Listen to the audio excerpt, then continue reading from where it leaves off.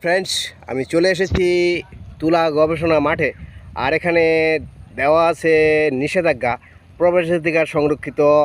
অর্থাৎ এখানে যে তুলা মাঠ, তুলা চারা লাগানো হয়েছে, এখানে সর্বসাধারণ অর্থাৎ জনসাধারণের প্রবেশ নিষেধ। এখানে বেড়া দেওয়া হয়েছে অলরেডি। আর এই বেড়া দেওয়া হয়েছে গরু ছাগলের জন্য, মানুষের জন্য। আর এখানে শুক্রবার হলে প্রচুর মানুষ এখানে একটু বিশ্রামের জন্য ছুটে আসে আর প্রাকৃতিক সৌন্দর্য উপভোগ করার জন্য চলে আসে।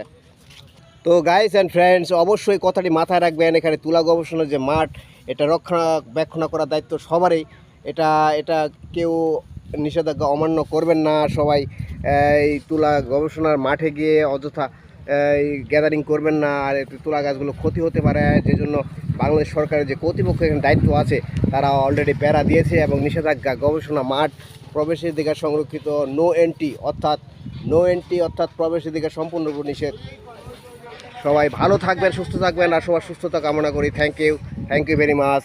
God bless you everyone. Tata.